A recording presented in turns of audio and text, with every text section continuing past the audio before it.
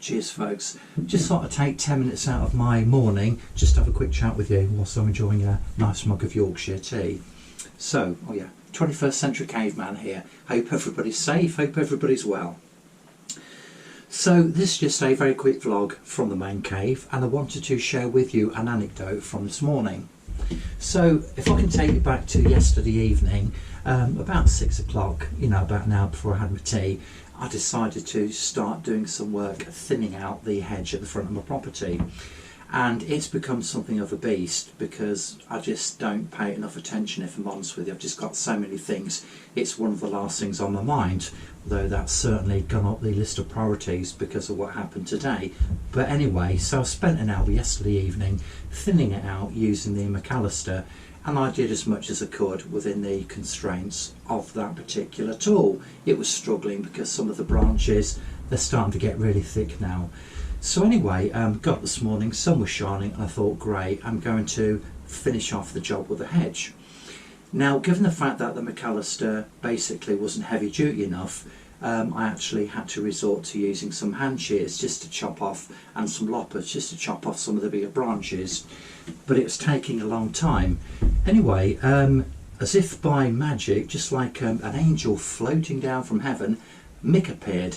Now Mick is a local handyman. He does gardening stuff basically, and he's got some more heavy duty tools than I have. He's got petrol strimmer and hedge cutter, and I said to him, I thought, you know what, this might be an ideal opportunity to just basically get rid of this damn job, move on to something else.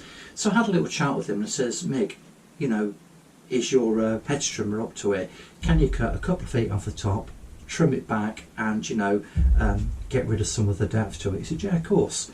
Anyway, so I lent him the hop up, just left him to it, and he achieved within 15 minutes what it would have taken me about 1.5 hours to do. 15 quid at £20 notes, give him 20. Bargain, whichever way you look at it. And the whole point about this is the fact that sometimes it's knowing when it's the right time to pay somebody else to do a job. So whilst Mick was cutting down that hedge, I was actually busy. I started another job. I started repainting my fences, and if I had have continued doing the hedge, I'll still be doing it now basically. So I'm just going to finish off my cuppa, and then I'm going to start painting up the planters. I've had 4 days off work. I'm on the 4th day. I'm running out of time. It's a lovely sunny warm day, and I want to get as much of the painting stuff done as quick as I can. So I just thought I'd share this anecdote with you.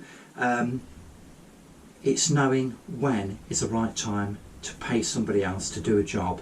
And one of my regular subscribers, I think it was Casper, that's his handle tag, he actually made a comment on this particular point, and what he said was the fact that he recently got somebody else to do a job which he's more than capable of doing himself, but it cost him less to get somebody else to do it than it would have done had he actually taken time off work to do it himself. So he paid somebody X amount of money, and he was at work in his own job, whatever that is, I don't know, and he could have made more money.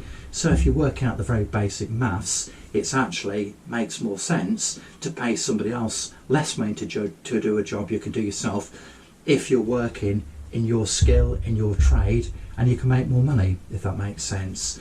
So anyway, look, I'm not going to keep rabbiting on. I've said what I've got to say. That's one example of a situation whereby it makes sense to pay somebody else to do a job which you may be perfectly capable of doing yourself, but it depends whether or not you've got the right tools to do the job. Thanks for watching. Bye bye.